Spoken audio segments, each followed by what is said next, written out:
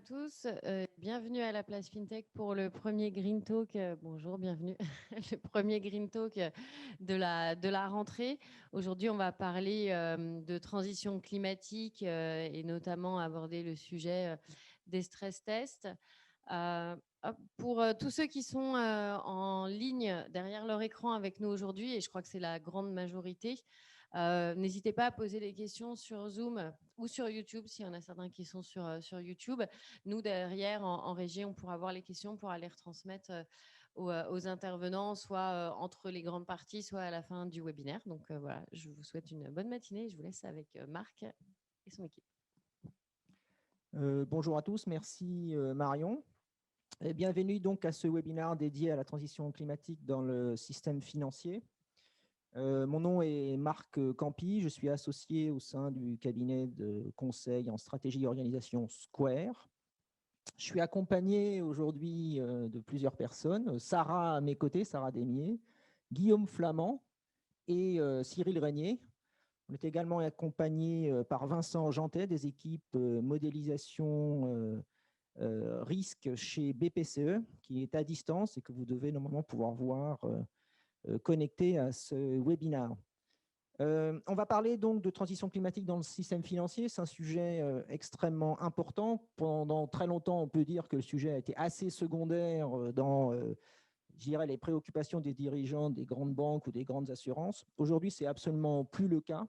On le voit au travers de la pression réglementaire qui est mise par les différentes autorités communautaires ou nationales. On le voit également dans les engagements unilatéraux qui sont pris par les grandes banques et principalement les banques françaises pour que la finance devienne vraiment, au sens large du terme, le moteur de cette transformation économique. Donc aujourd'hui, notre webinaire va comporter deux focus. On va couvrir l'ensemble des sujets, mais on va faire deux focus. Le premier focus, c'est Sarah qui va le faire. Elle va parler du sujet des données climatiques. C'est un sujet extrêmement important, je dirais vital même. C'est un sujet qui fait débat et polémique, puisque quand les données sont mauvaises, on est immédiatement soupçonné de greenwashing. Donc Sarah fera un petit point sur ces données climatiques sur la base des recherches que nous avons fait chez Square ces derniers mois. Et puis, on aura un deuxième focus qui sera présenté par Guillaume et par Vincent à distance, qui est en fait une analyse des trajectoires macroéconomiques liées au réchauffement climatique. C'est le résultat d'un travail de recherche qui a été fait par Guillaume avec les équipes de BPCE et qui vise à challenger les scénarios macroéconomiques de long terme qui ont été retenus par les exercices de stress test faits par les CPR. Ces scénarios ont été jugés à l'époque un peu, je dirais, peu différenciants ou pas très pessimistes, on peut dire. Et en fait, les travaux qui ont été faits par Guillaume et par Vincent visent un peu à challenger cela. Donc, je vous propose de rentrer tout de suite dans le vif du sujet et de passer la parole à Sarah. Merci Marc pour cette introduction. Donc, je me présente, je suis Sarah Desmier, je suis consultante senior au sein du cabinet Square et j'interviens activement au sein du Square Research Center, notamment sur tous les sujets qui portent sur le risque climatique et leurs enjeux au sein des institutions financières. Comme l'a présenté Marc en introduction, je vais vous présenter plus spécifiquement les enjeux que représentent les données climatiques pour les banques et pour les assurances. Donc, historiquement, ce qu'il faut savoir, c'est que dans le cadre du développement de la politique RSE, les données ESG ont été développées afin de comprendre l'influence des entreprises sur leur environnement. Aujourd'hui, on a complètement changé de paradigme puisqu'on est passé de cette perspective RSE à une perspective plutôt de maîtrise des risques, de durabilité. Malheureusement, ces données ESG ont été initialement prises en compte donc pour un but précis et ne permettent pas de couvrir ces nouveaux risques, imputables finalement au changement climatique. Elles sont non produites en interne, complètement exogènes aux organisations et constituent donc un véritable enjeu pour les institutions financières, tant sur le plan de la récupération, de la compréhension que de leur intégration. De plus, les enjeux sont d'autant plus forts que, comme le disait Marc, le régulateur, enfin en tout cas, les régulateurs pressent de plus en plus les institutions à intégrer ces modules climatiques dans la gestion de leurs risques. Que ce soit sur les rapports extra-financiers, notamment avec la CSRD, ou encore avec les modèles internes, comme les modèles de tarification, les modèles d'octroi, ou comme nous allons le voir dans le second volet de ce webinaire, sur les stress tests. Ainsi, tous les pans des activités de gestion de risque sont impactés par ces nouvelles mesures. Toute la problématique, en fait, consiste à répondre à cette question. Comment intégrer le risque climatique dans la décision des acteurs du système financier? Pour répondre à cette question, il y a 3 verrous que nous avons identifiés: l'existence, l'exploitabilité et l'intégrabilité des données. Concernant le premier verrou, donc l'existence des données, nous l'avons vu initialement, en fait, les données ESG n'ont pas été développées pour permettre de prendre en compte les risques de durabilité. Il convient donc d'aller chercher... Problème avec la zapette. Oui, donc il faut se mettre sur... Voilà. Donc, pardon, je répète. Donc, initialement, les données ESG n'ont pas été prises en compte pour prendre en compte en fait, les risques de durabilité. Il faut donc, pour les institutions financières, aller chercher ces données à l'extérieur et faire appel à des fournisseurs externes. Et en plus, généralement, ces données sont des données plutôt climatiques. Or, ces données climatiques ont été produites par des climatologues dans un contexte de climatologie et ne sont donc pas sizées, en tout cas ne sont pas produites en vue d'ajouter des axes analytiques dans des reportings financiers ou dans des modèles bancaires ou assurantiels. 2 conséquences à cela. La première est que les données qui apparaissent finalement comme nécessaires pour les régulateurs n'existent tout simplement pas sur le marché. On peut citer par exemple à cet effet la quantité de CO2 qui est émise par les secteurs d'activité et en particulier avec une granularité au code NAS. Une deuxième conséquence peut être également l'insuffisance de ces données. Typiquement, il y a une attente du régulateur et finalement une indisponibilité de celle-ci sur le marché. On peut citer à cet effet, par exemple, les émissions de CO2, enfin les émissions de gaz à effet de serre, pardon, sur le scope 1, 2 et 3, qui est couvert en partie sur les grandes entreprises, mais plutôt inexistante sur les TPE, PME, et malheureusement, ça constitue une part non négligeable du portefeuille des banques et des assurances. Heureusement pour nous, bonne nouvelle, il y a quand même des données qui sont disponibles sur le marché. Et dans le cadre de nos travaux, nous avons identifié 2 types de fournisseurs. On a identifié d'une part les fournisseurs open data. Donc souvent, ce sont les administrations publiques, les ONG, les associations, etc. Donc c'est une très bonne solution pour les institutions financières pour accéder à moindre coût et rapidement à des données climatiques et donc les intégrer dans leurs activités de gestion de risque. Et on a également identifié des fournisseurs privés.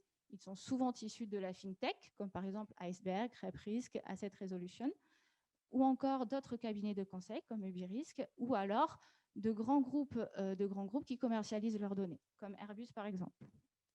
L'avantage de faire appel à ces providers privés est qu'ils ont souvent des données de très bonne qualité, avec en plus des systèmes, enfin en tout cas des informations additionnelles, telles que des scores, des notations, des évaluations, etc.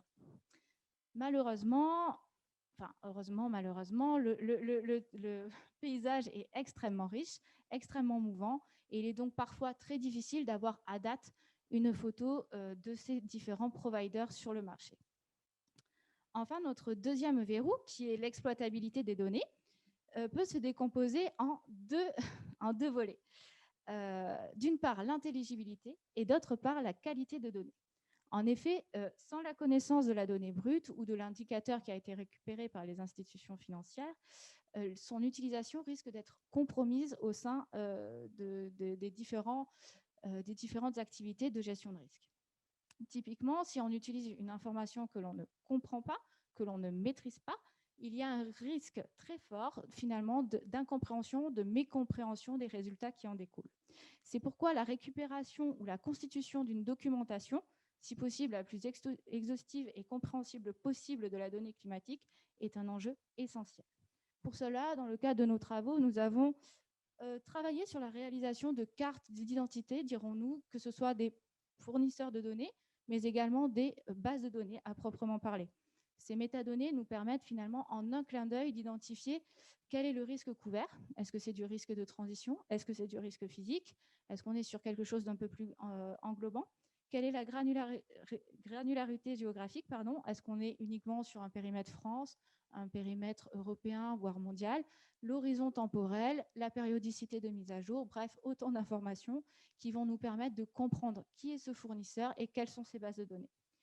Le développement de cette bibliothèque d'informations, finalement, s'est accompagné également par la création d'un dictionnaire de données que nous avons choisi d'enrichir avec des indicateurs également de qualité de données, des indicateurs tout à fait classiques. On peut citer par exemple la cohérence, la complétude, mais aussi le profilage des données, et ce, afin de comprendre intrinsèquement ce qui se passe à l'intérieur de ces bases de données. Enfin, le dernier verrou que nous avons identifié, c'est l'intégrabilité des données.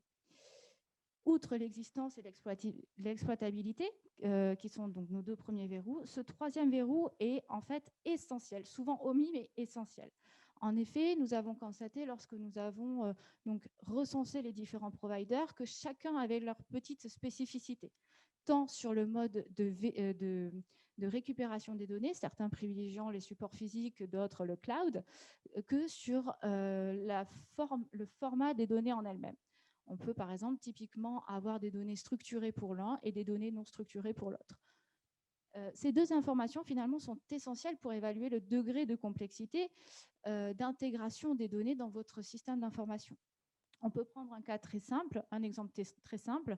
On peut imaginer un fichier plat que l'on télécharge depuis un site internet quelconque et qui finalement va être facilement intégrable par un métier dans son système d'information, voire être directement exploitable sur un tableur Excel par exemple. Là où certains formats, typiquement des formats géographiques tels que du shapefile, de l'ArcGIS, du GeoJSON, etc., risquent ou nécessitent parfois l'installation d'outils en amont et donc rendant finalement la lecture de ces fichiers un peu plus complexe. Enfin, un autre point que nous avons noté et qui impacte finalement cette question-là de l'intégrabilité, c'est l'harmonisation des données en elles-mêmes. Outre les différences qu'il peut y avoir entre les différents providers, donc ce que je disais, données structurées, données non structurées, il peut y avoir également des différences dans le temps au sein d'un même provider. Et donc, typiquement, ça va se traduire comment? C'est une modification de la structure des fichiers, une modification également du contenu, ce qui rend difficile finalement dans le temps la pérennisation de la récupération de cette donnée et donc l'intégration dans les systèmes d'information. De ce fait, participer à la transition climatique nécessite donc pour les institutions financières de relever un véritable challenge data qui se décompose, comme nous venons de le voir, en 3 blocs: l'existence, l'exploitabilité et l'intégrabilité. Et finalement, c'est seule une démarche structurée sur ces 3 éléments qui permettra de en tout cas de mettre en place un pilotage efficace des risques climatiques dans le cadre de leur activité. Je laisse maintenant la parole à Vincent et à Guillaume pour vous présenter le deuxième focus. Merci beaucoup, Sarah. Ce que je propose, c'est, sauf s'il y a une avalanche de questions, qu'on réserve les questions pour la fin.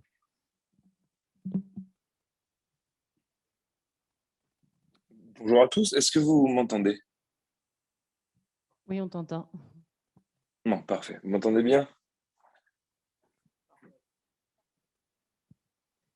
Je prends ça comme un oui. Parfait. Oui, parfait, pardon. Un accord On t'entend unanime, très on bien, t'entend tu très peux y bien. aller. Super. Je me présente, bonjour à tous, Vincent Janté. Je travaille dans l'équipe modélisation au sein de la direction des risques de BPCE. BPCE, le groupe bancaire, Banque Populaire et Caisse d'Épargne. Dans notre équipe, on se concentre uniquement sur les modèles de risque de crédit et je fais partie de la sous-équipe modèle portefeuille qui elle, se concentre plus précisément sur les modèles non balois, donc tous les sujets IFRS 9, projection forward-looking, stress test, capital économique et plus récemment le risque climatique. Enfin, du moins les sujets de risque de crédit liés au risque climatique. Donc, je travaille principalement pour ma part donc, sur les stress tests et donc les stress tests climatiques en vue du stress test à venir de la BCE en 2022. J'ai eu le plaisir d'accueillir Guillaume, thésard chez Square, qui prendra la parole ensuite, dans le cadre d'une étude sur le sujet de la construction de scénarios économiques conditionnés aux trajectoires climatiques, par exemple celle envisagée par le GIEC. Donc, pour vous donner un peu plus de contexte, bon, j'imagine que ça ne vous a pas échappé que l'actualité climatique est très, très dense Et pour ne citer que cela, la publication du rapport du GIEC en août dernier nous rappelle l'urgence d'agir et remet encore une fois en lumière le risque climatique qui pèse sur l'économie et sur le système financier, entre autres, parce qu'il pèse surtout sur notre planète. C'est pourquoi les régulateurs bancaires aujourd'hui continuent de tester la résilience du système financier et des établissements bancaires à une transition. Donc, transition vers une économie zéro carbone en 2050, qui reste l'objectif international des accords de Paris de 2015. Donc là, on parle plutôt d'un risque de transition. Ou alors, notre résilience à une hausse, que ce soit en magnitude ou en fréquence, des événements climatiques extrêmes. Là, on parle plutôt d'un risque physique. Ce qui est important de comprendre, et ce que rappelle la BCE d'ailleurs, c'est que ces deux risques, c'est les deux faces d'une même pièce. On ne peut pas éviter les deux. Mais bon, il apparaît à peu près clair pour tout le monde qu'amorcer une transition dès aujourd'hui, une transition progressive, minimise les conséquences climatiques et économiques à long terme. Donc, d'où l'intérêt du régulateur de tester prioritairement, j'ai envie de dire, le risque de transition et notre choix aussi de s'intéresser à ce risque-là dans notre étude. En effet, une transition ordonnée, comme ça qu'on la nomme, donc comprenez progressive, est nécessaire pour permettre aux banques de s'adapter aux changements de la société, aux nouvelles mesures environnementales, donc je pense essentiellement à la taxonomie, aux nouvelles habitudes de consommation, afin de réorienter progressivement leur encours de crédit vers des secteurs moins polluants et donc plus porteurs. Avant de céder la parole à Guillaume, je reviendrai rapidement sur le mécanisme de stress test. Les stress tests, bon, ça consiste à simuler des conditions économiques et financières défavorables afin d'étudier les conséquences sur les banques et leurs mesures et leur capacité à absorber le choc. Ça nécessite de définir un scénario de base, ce qui est assez difficile pour les risques climatiques, parce qu'on parle plutôt de trajectoire. Ça nécessite un horizon de temps. Pour les stress tests usuels, donc ceux qu'on pratique chaque année, qui font partie du SREP de la BCE, c'est 3 années de choc à peu près pour un retour à la normale. Ici, on parle de 30 ans de transition pour les scénarios long terme, parce que l'objectif reste 2050 neutralité carbone. Et puis, quid du retour à la normale, parce que le but, c'est pas de revenir à la normale. Le but, c'est de revenir dans un nouvel équilibre. Donc ça, c'est vraiment un point très différenciant des stress tests classiques et qui rend les stress tests climatiques assez compliqués. Et il y a un dernier point qui est le bilan statique. S'il est usuel de considérer le bilan d'une banque statique pour un choc sur 2-3 ans, c'est impossible de considérer le bilan d'une banque statique pour des risques qui courent sur 30 ans, surtout quand ces risques consistent essentiellement à favoriser tel ou tel secteur par rapport à d'autres.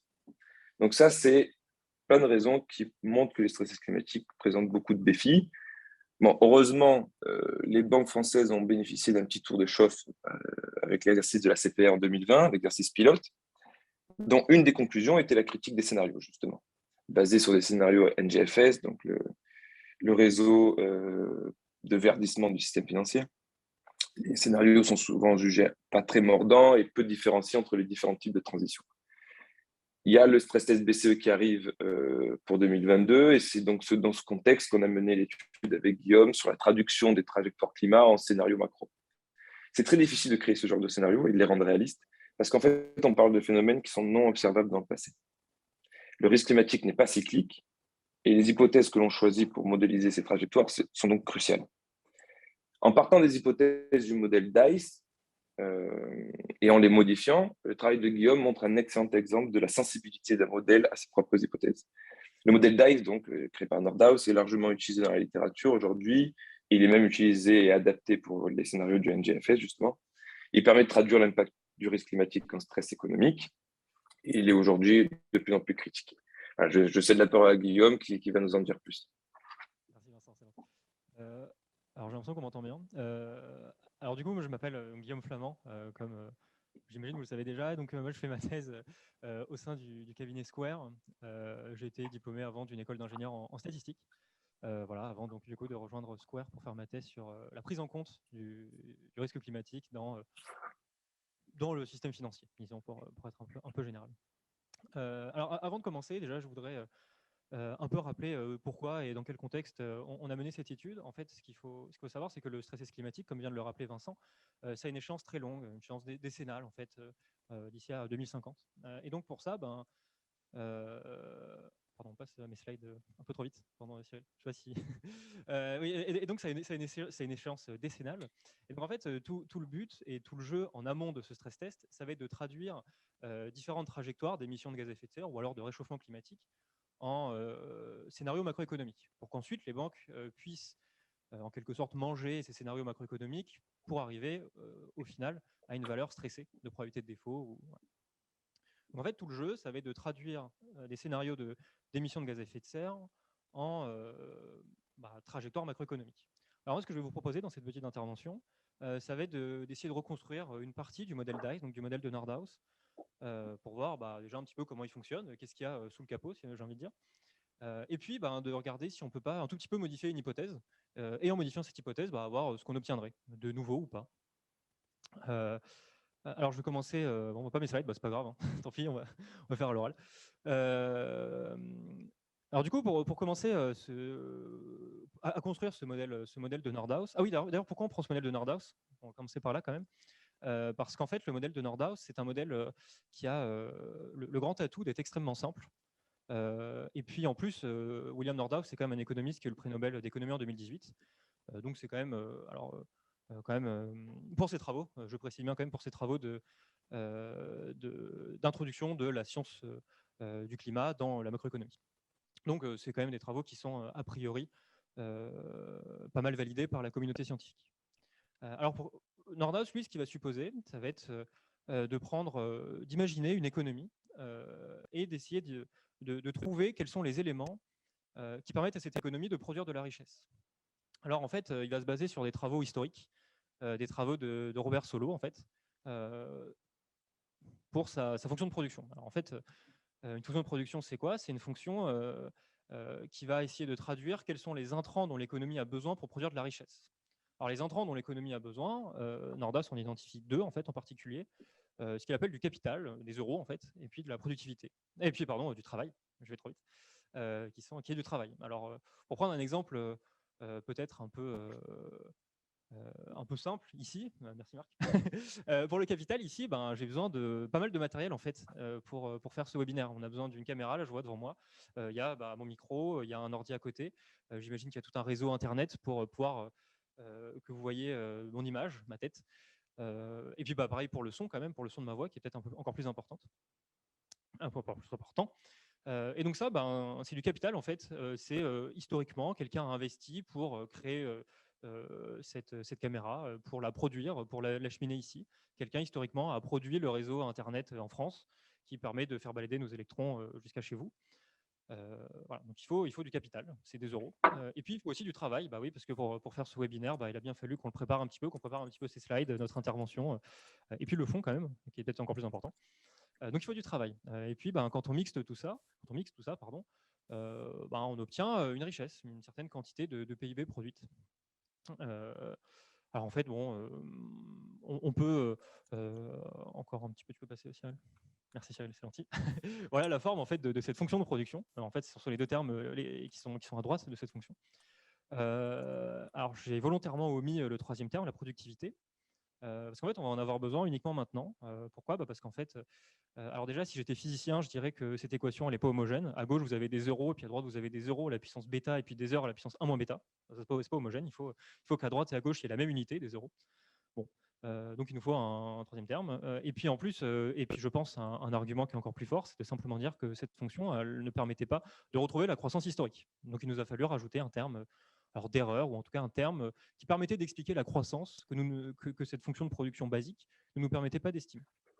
Donc ça s'appelle la productivité générale des facteurs. En anglais, ça s'appelle la TFP, Total Factor Productivity. Excusez-moi pour mon accent.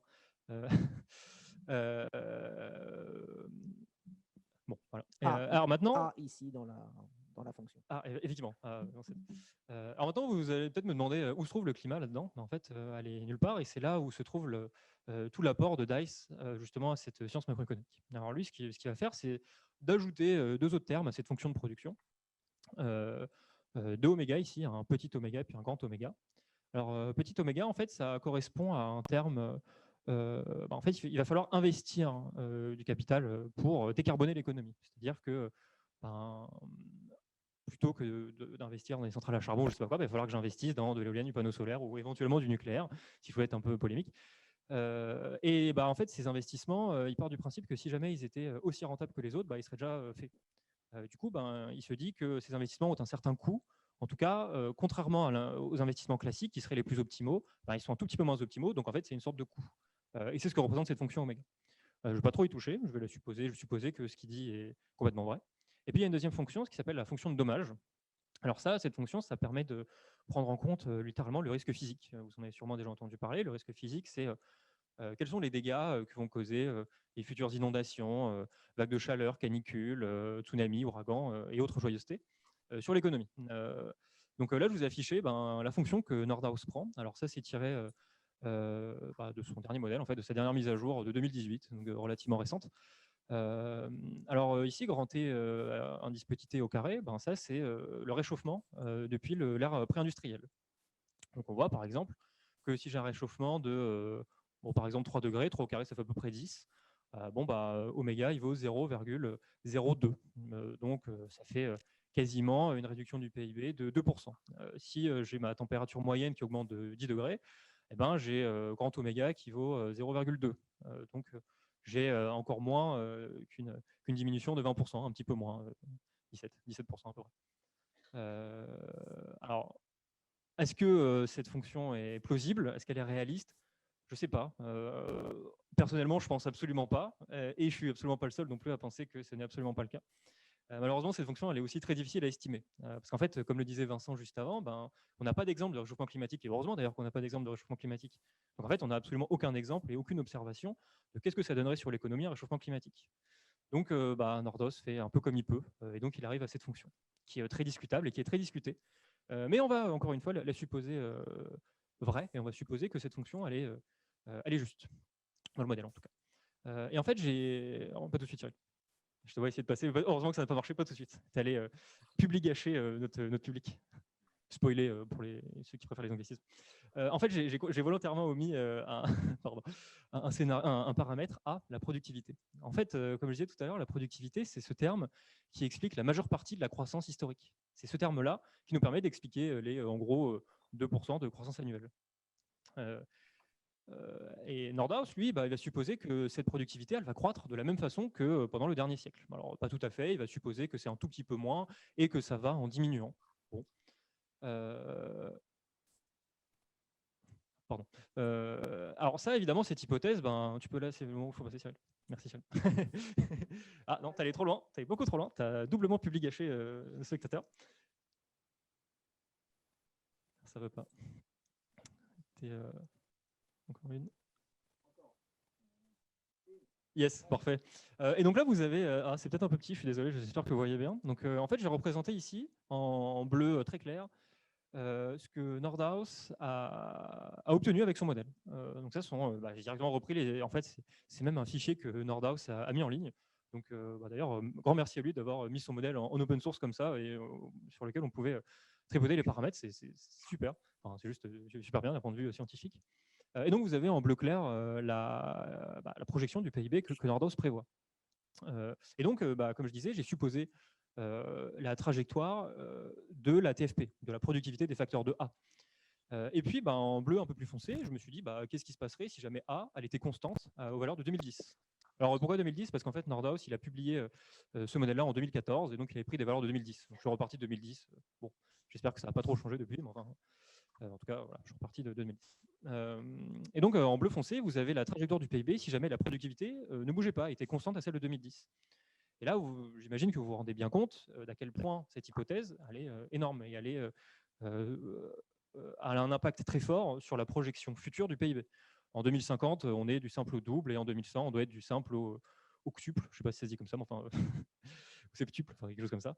Enfin, on a deux trajectoires qui sont radicalement différentes. Et tout l'objet de l'étude avec Vincent, c'était de savoir est-ce qu'on ne pourrait pas directement assujettir à une trajectoire climatique. Parce qu'en fait, ici, le seul impact du climat dans ce modèle, en fait, il y en avait deux. Il y avait le premier, c'était dans W, c'est à quel point on décarbone l'économie. On peut peut-être voir ça d'une manière un peu schématique comme le risque de transition. Et puis, dans grand oméga, qui était la fonction de dommage, qui était les risques physiques. est-ce qu'on ne pourrait pas aussi le rajouter sur la productivité? Est-ce qu'on ne pourrait pas se dire que la productivité, en fin de compte, elle est elle-même assujettie à une certaine trajectoire climatique? Donc là, je vous laisse divulguer les résultats de l'étude. Donc vous voyez ici en rouge, alors c'est les variations annuelles en pourcentage de la TFP, et en bleu, les résultats d'autres modèles. Alors, on s'est appuyé sur une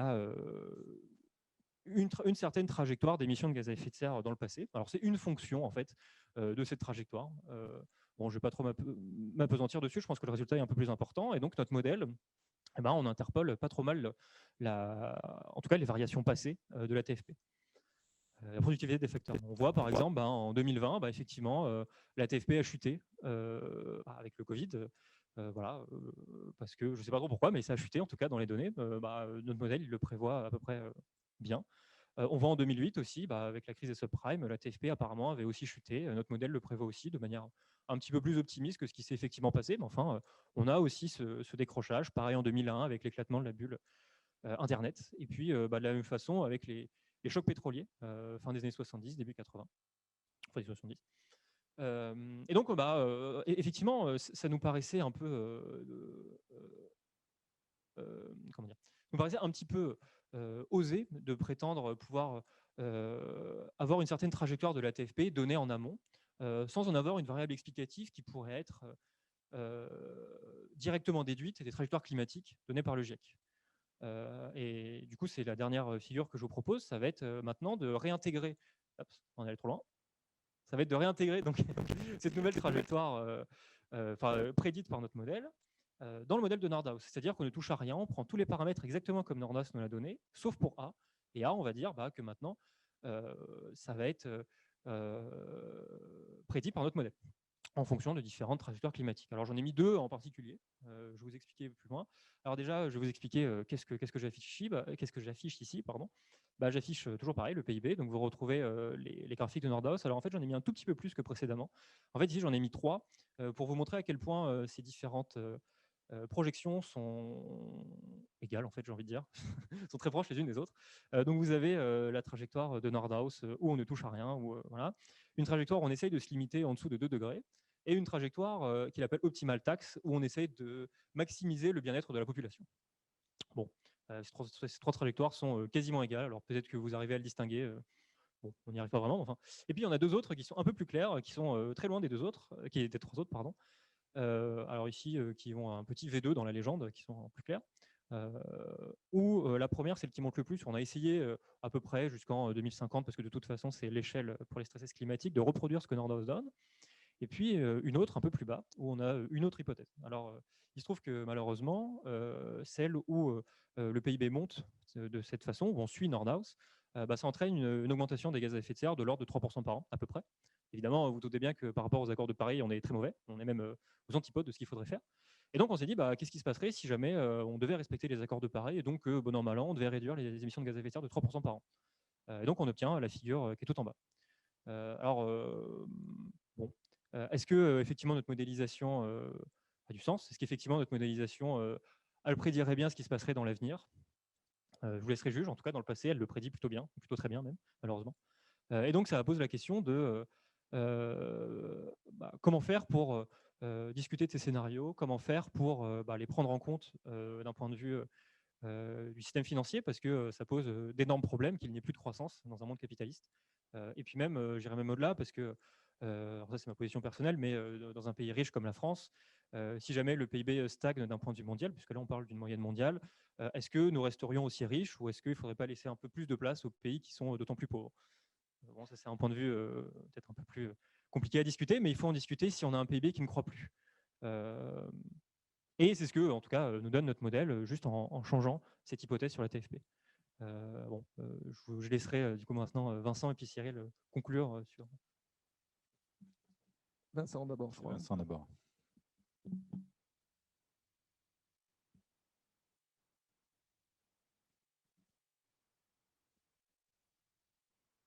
Vincent, à toi. Est-ce que vous m'entendez? Et Ouais, on t'entend parfaitement. bien, merci. Parfait, super. Oui, voilà, je rebondirai rapidement sur ce dernier slide. Pas besoin de le rafficher.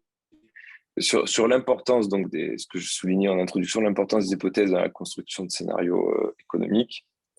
on voit qu'en changeant légèrement un modèle qui fait foi ou disons consensus, disons une référence dans la matière, on peut obtenir des résultats complètement différents. Les trajectoires climat sont souvent issues du GIEC et font très globalement consensus. Donc, c'est un peu le point de départ de toute étude. C'est souvent la trajectoire donc, de ces trajectoires de scénarios climatiques en scénario macro qui impactent réellement le système financier et les banques qui sont plus d'habitude de se baser sur ce genre de scénario pour prédire leurs grandes mesures de risque, comme l'APD, la SGD ou leurs provisions. Donc, obtenir des scénarios macro plus sensibles aux trajectoires climatiques et aussi plus pessimistes, ça permet de couvrir un champ des possibles plus large et de mieux préparer la transition du système financier, à mon sens. Et le but ici, c'est pas juste d'être plus sévère pour être plus conservateur, mais c'est surtout pour mieux différencier les coûts des différents profils de transition. Comme le montrait Guillaume, sur différents profils de transition, le modèle brut de Dawes donne vraiment des projections de PIB très similaires. Or, on peut imaginer que c'est entre des transitions ordonnées et désordonnées, ce qu'appelle le GIEC des transitions désordonnées, donc accélérées ou retardées, on peut avoir des coûts complètement différents. Donc, pour les stress tests usuels, pour le coup, BPCE utilise en général les scénarios qui sont fournis directement par le régulateur, parce qu'il fournit ce genre de scénario, le PIB, et souvent, il se base sur des modèles très, très similaires.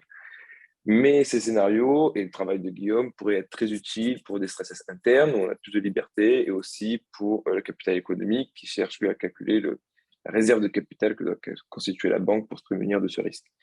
Donc voilà, je cède la parole à Cyril pour une conclusion plus globale et je vous remercie pour votre écoute. Merci Vincent et Merci Guillaume. Vincent.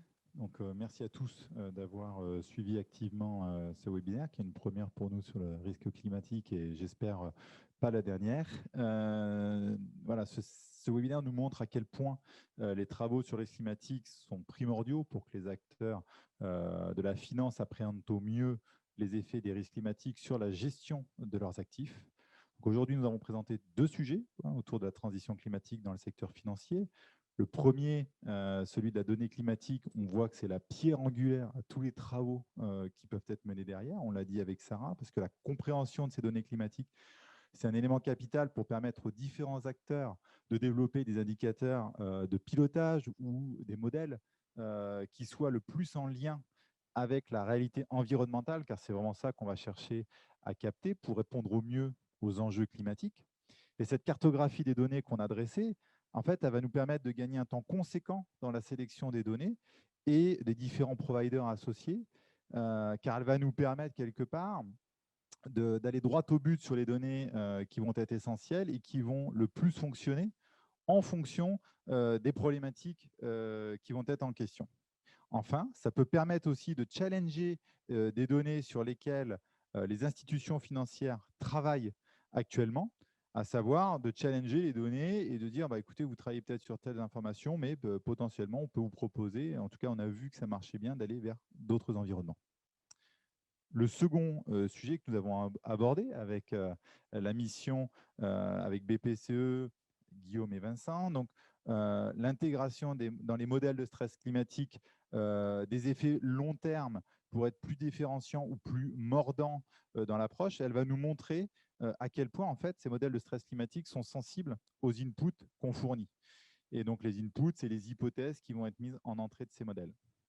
L'approche que nous avons eue, elle doit permettre de déployer des modèles macroéconomiques qui vont être nouveaux, qui vont s'appuyer sur des variables qui vont être liées à des facteurs de production énergétique. Et quelque part, on va répondre à une des contraintes observées par la CPR lorsqu'elle a fait le bilan de cet exercice de stress climatique, qui était de se dire finalement mes scénarios ou mes scénarios ne sont pas si différents que ça. Et donc, de rejouer sur ces hypothèses va peut-être permettre aux acteurs de la finance de s'appréhender, de s'approprier ces nouvelles données pour se faire leurs propres convictions et leurs propres modèles. Voilà.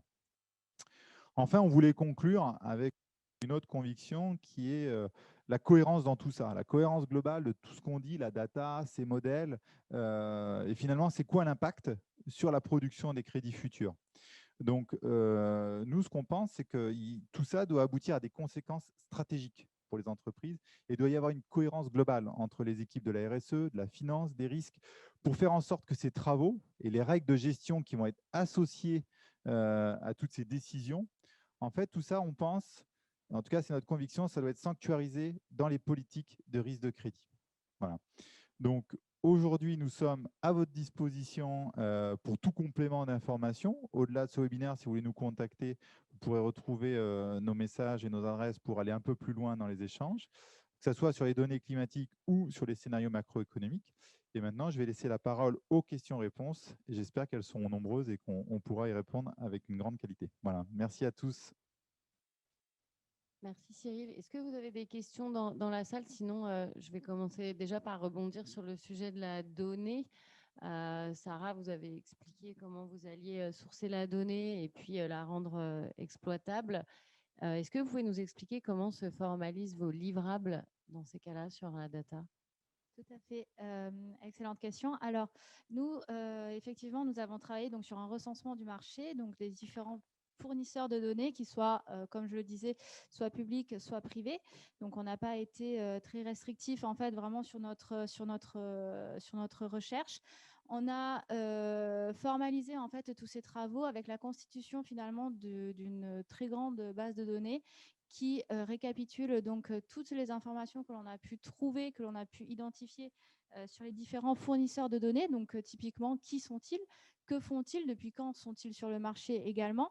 Toutes ces informations nous permettent finalement de contextualiser les données qu'ils nous fournissent derrière. Donc, à l'issue de cette déjà review des différents providers, de cette revue des fournisseurs de données, et donc de qui ils sont et de ce qu'ils font sur le marché, quel type de risque en fait ils sont à même de proposer en termes de données. Donc, est-ce que c'est plutôt des fournisseurs qui sont centrés sur le risque de transition? Est-ce que ce sont des fournisseurs qui sont centrés sur le risque physique ou plutôt sur des données ESG ou autres, peu importe? Et enfin, on est rentré un peu plus dans le détail des bases de données. Et dans ce cas-là, on a regardé typiquement tout ce qui a à faire à la périodicité des mises à jour, élément très important. Comme le disait Guillaume tout à l'heure, finalement, ces paramètres datent de 2018. Est-ce qu'on ne peut pas avoir des informations plus récentes, plus anciennes? Ça dépend un petit peu finalement des travaux qui sont menés par les différents fournisseurs. Donc, c'est une information assez importante pour justement coller au plus près d'une réalité qui est celle d'aujourd'hui. On a également donc, toutes les informations relatives au format, au contenu, quel est le scope, donc quel est l'horizon géographique, temporel, la granularité aussi au sein de ces différents champs d'analyse. Bref, autant d'informations que possible pour constituer un dictionnaire de données le plus exhaustif possible. Comme je disais, on a également complété toute cette review avec en fait un travail de data quality derrière pour essayer d'être en fait une force de proposition aussi sur ces thématiques et puis ensuite pour permettre à Guillaume de travailler donc sur des hypothèses avec des données de qualité dans le cadre de ses travaux de recherche.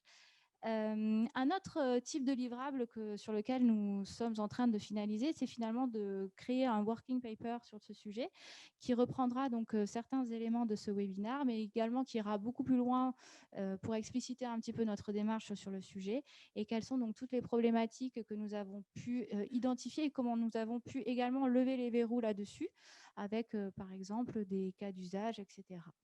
Donc voilà, j'espère que j'ai répondu à votre question, sinon n'hésitez pas. Merci Sarah. Question? Non, sinon, je peux peut-être rebondir. Si, on a une question. Après, j'en aurai une pour Guillaume. Merci beaucoup. Merci pour la présentation. Je me présente, je m'appelle Florent Barche. Je travaille avant avec la Banque mondiale et les Nations Unies, justement, la question d'intégration du risque climatique dans les trajectoires de développement. Et on avait regardé, en fait, notamment le modèle de DICE, enfin le modèle de Nordhaus, DICE qui date de 1977. En fait, la structure n'a pas changé depuis, pour être très scientifiquement sincère. Et entre 1977 et 2021, il y a quand même beaucoup de recherches sur le sujet. Et quand on regarde les différentes projections macroéconomiques qui sont faites en fait, de l'effet du changement climatique sur la structure économique, sur la productivité, sur le capital, sur le travail, on voit très clairement que le modèle de DICE est le modèle qui fournit la plus grande sous-estimation du problème. Et quand je vous entends dire qu'une augmentation de 3% des émissions globales, ce qui nous donnerait à peu près une augmentation de 8 par 8 les émissions actuelles d'ici la fin du siècle, conduirait à une augmentation du PIB tel que vous l'avez montré, on voit clairement qu'il y a un problème systémique dans le modèle de Nordhaus. Et ce qui me surprend ou m'inquiète, c'est le fait qu'une banque ou que des opérateurs financiers, à l'heure actuelle, puissent utiliser en fait de tels modèles pour faire de la projection et pour dire quelque chose par rapport à leur portefeuille. Parce que si je suis la BPCE à l'heure actuelle et je regarde ces projections, ce que je vais te dire en fait au pouvoir public, c'est surtout, il ne faut pas réduire les émissions. C'est ça que je veux dire. Parce que la conséquence, c'est que si je réduis les émissions, je vais avoir un PIB qui est stagnant. Parce que je ne prends pas en compte le fait que je vais investir dans mon économie, que je vais arrêter d'importer du pétrole, du gaz, du charbon, de tout ce qu'on veut. Et on ne prend pas en fait ces aspects-là. C'est le premier point. Ensuite, le deuxième point, c'est par rapport à la fonction de dommage. Donc, vous avez parlé assez rapidement.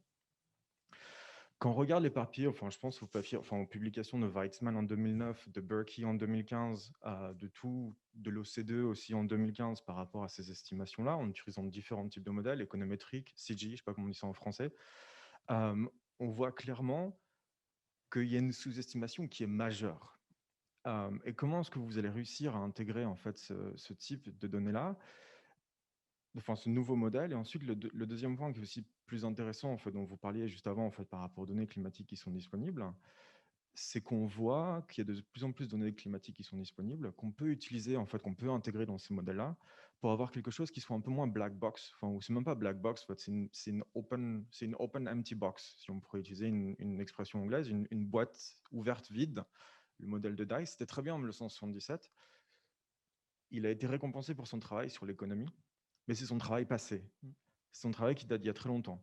Et je pose un peu la question, peut-être de manière provocatrice, comment est-ce qu'on peut réussir à intégrer toute cette recherche pour que les acteurs avec la BPCE, pour que tous les acteurs en fait, qui vont devoir reporter à partir de 2022, comme ça a été indiqué, aient une information climatique qui soit utile et pas quelque chose qui leur dise, mais en fait, on va aller commencer à faire du lobby à la Commission européenne en disant qu'il ne faut surtout pas réduire les émissions, ça va réduire le PIB. Parce que ça peut être la contrainte, ça peut être la situation dans laquelle on va se trouver a posteriori. Mais en tout cas, merci pour la présentation. Alors, Guillaume, si je devais être tout à fait honnête sur la dernière remarque, je ne sais pas comment on fait. Voilà, juste, je ne sais pas comment on fait pour éviter ce lobby. Alors sinon, pour la fonction de dommage, juste pour y revenir, aussi, comment on pourrait faire pour aller plus loin? En fait, alors, historiquement, dans la littérature, il y a, juste pour les téléspectateurs, je ne sais pas s'ils connaissent bien que vous, mais il y a deux façons de faire. Il y a un papier de Toll qui résume bien tout ça. D'ailleurs, Nordhaus s'appuie sur ce papier de Richard Toll pour estimer sa fonction de dommage dans la dernière publication, dans la dernière mise à jour de son modèle. Pardon. En fait, il y a deux méthodes. Donc, la première, ça va être de lister l'ensemble des différents secteurs de l'économie et puis de regarder quels sont les impacts dans ces différents secteurs. J'ai envie de dire d'experts. Voilà, par exemple, s'il y a une augmentation de 3 degrés, quel sera l'impact sur l'agriculture en France? Bon, on va voir des gens qui s'y connaissent dans ce domaine-là, puis on leur demande qu'est-ce que ça donnerait si jamais les températures étaient plus élevées, s'il y avait moins d'humidité, des pluies moins récurrentes mais plus fortes, ou ça, je ne sais pas. Puis on liste tous les secteurs comme ça, et puis on regarde en fonction des différents scénarios de réchauffement, qu'est-ce que ça donnerait comme dommage. Et puis il y a une deuxième façon de faire, qui en fait donne des résultats à peu près similaires à la première. La deuxième façon de faire, c'est de regarder les différences de climat d'aujourd'hui et de revenus d'aujourd'hui, et de regarder quel est le lien entre ces deux-là. C'est-à-dire que, par exemple, de manière très schématique, est-ce que dans le nord de la France, il va être un peu plus froid que dans le sud? Est-ce qu'il y a une différence de revenus? Et si oui, de combien? Et on regarde du coup ce delta, et on essaye de faire en multipliant les régions et les exemples, on essaie de faire un modèle statistique dessus, qui ressemble en fait à la fonction de Nordhaus. Donc on obtient un peu comme pour l'autre des fonctions qui sont très similaires. Le problème de ça, c'est que, comme disait Vincent en introduction, c'est qu'on n'a pas d'exemple passé de réchauffement climatique. Alors, pardon, déjà, on n'a pas cet exemple. Et puis ensuite, il y a un deuxième problème, c'est que ces façons d'estimer la fonction de dommage ne permettent de rendre compte que de la façon dont les sociétés humaines ont su s'adapter à des climats qui étaient différents. Effectivement, des gens dans le nord de l'Europe ont su s'adapter à un climat beaucoup plus froid qu'en Andalousie. Et pourtant, il y a des niveaux de richesse qui sont, alors certes différents, mais pas tout à fait complètement différents. Enfin, pas différents ordres de grandeur, quoi. Mais par contre, ça ne permet absolument pas de répondre à la question de est-ce que ces mêmes sociétés seront capables de s'adapter à un climat qui change? Et c'est deux questions qui sont complètement différentes. Alors, on a un travail de recherche là-dessus qui date de quelques mois maintenant, qui vise à essayer d'avoir une nouvelle méthode. En fait, l'idée, ce serait de regarder en fonction de de données météorologiques, alors du jour par exemple, ou passé. Est-ce qu'on est capable d'avoir une certaine probabilité d'occurrence d'un événement climatique extrême, une pollution, une vague de chaleur, un incendie, voilà. Et puis en regardant les coûts passés de ces différents événements, peut-être que dans le futur, on serait capable d'avoir un coût pour l'augmentation de ces récurrences. Bon, voilà, c'est un travail de recherche qui est en cours, donc je ne peux pas vous donner les conclusions. En tout cas, ça pourrait être. Je ne sais pas vraiment si ma réponse vous convient, mais je remarque. Si je peux répondre aussi. Après, la question, c'est peut-être aussi est-ce que le PIB, c'est vraiment le bon item à regarder, hein, parce que c'est quand même soulevé par Joseph Stiglitz depuis un moment. Et puis récemment, je vous partage mes super lectures, c'était Kate Raworth dans The Donut Economy. Et voilà, le fait d'utiliser le PIB dans ces modèles, c'est peut-être aussi, je ne sais pas ce qu'en pensent les banques, mais peut-être pas le bon item à évaluer. En tout cas, ce qu'on a Je fait peux apporter un élément de réponse. Aujourd'hui, on va un peu plus loin que les exercices qui sont actuellement réalisés. Justement, c'était de s'approprier un peu les données en input pour faire en sorte d'aller à la matière première, c'est-à-dire aux données environnementales et repartir sur les fondamentaux pour se dire, voilà, si je devais faire mes propres scénarios, voilà, si je partais d'une page blanche, vers quoi j'irais plutôt que de consommer directement les inputs qui sont mis dans certains exercices. Voilà, on a essayé de se créer un propre modèle.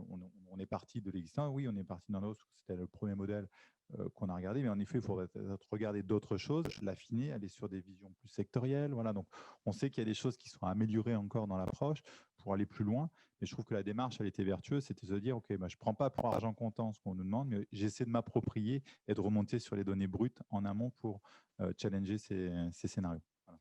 Vous avez une prise en compte sectorielle, du coup, dans vos modèles? Et puis, ouais, alors je reprends la section, juste, je reviens juste, j'ai oublié pardon, de parler de cette fonction de production. Justement, effectivement, c'est une fonction de production qui est en fait très vieille, qui a des modèles de Robert Solow qui sont du milieu du siècle, donc qui sont effectivement aussi extrêmement vieilles.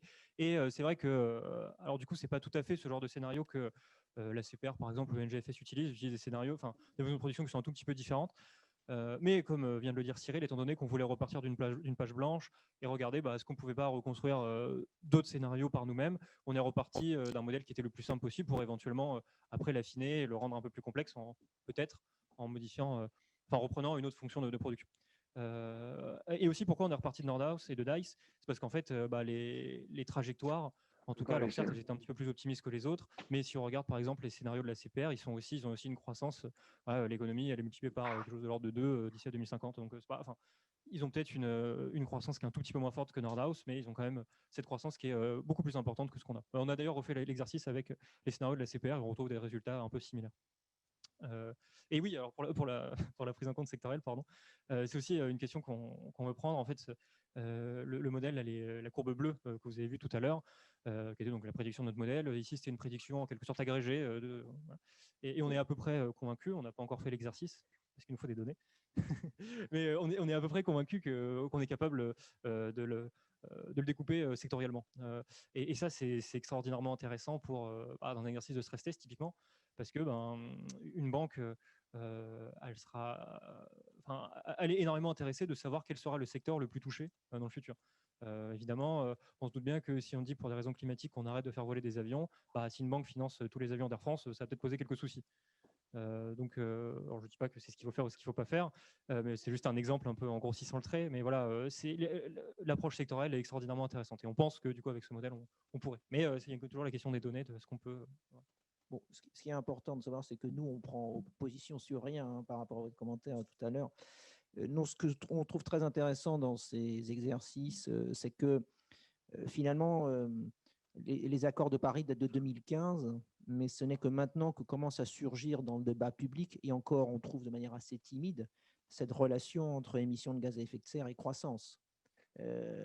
Encore aujourd'hui, on sent bien, même je fais que référence au candidat qui est sorti de l'exercice de la primaire des écologistes. Le candidat qui portait le discours, la candidate qui portait le discours le plus radical, a été battue par un candidat qui aujourd'hui essaye de ne pas traiter ce sujet de front. Donc on continue à vivre dans le mythe qu'on va pouvoir continuer à croître et assurer le bien-être, parce que la croissance, c'est soi-disant le bien-être de la population, et baisser les émissions de gaz à effet de serre. Or ça, effectivement, ça ne s'est jamais produit dans l'histoire économique, quoi. Globalement, pour augmenter la croissance économique, il a fallu augmenter la productivité globale des facteurs. Et la productivité globale des facteurs, globalement, elle est très, très, très directement corrélée à la quantité d'énergie, à la croissance de quantité d'énergie. Sauf à quelques épisodes très épisodiques de crise. Exactement. Donc, nous, ce qu'on dit simplement, c'est qu'on voit que ça va être un gros challenge, quoi. Voilà.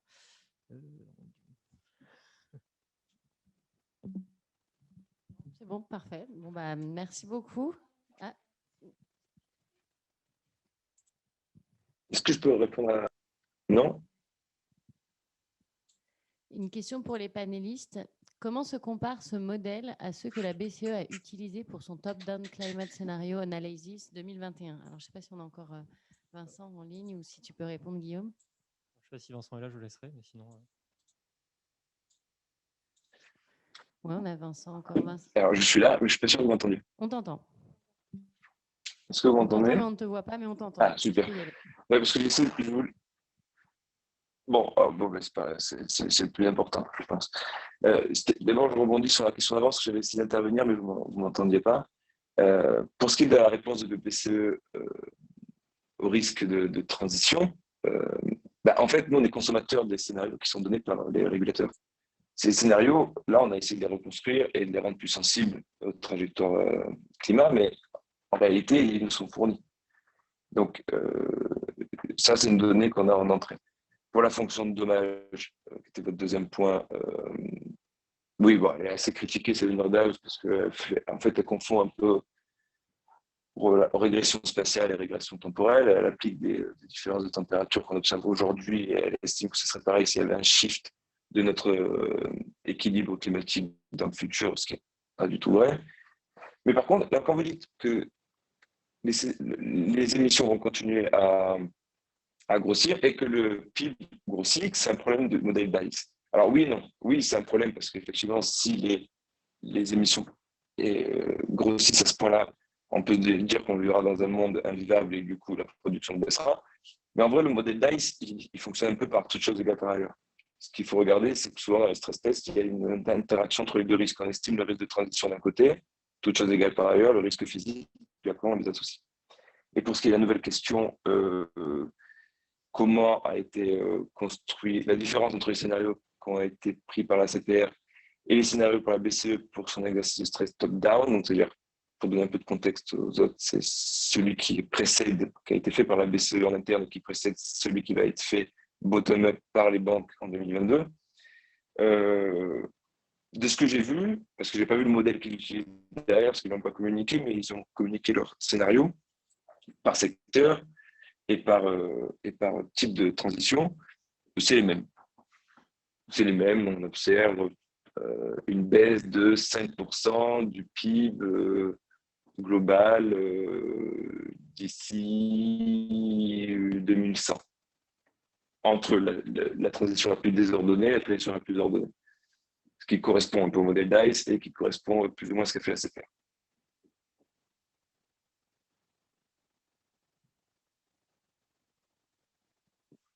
Merci Vincent. Je pense que on a plus de questions, donc on peut conclure sur ce webinaire. Merci à tous. Merci Marc.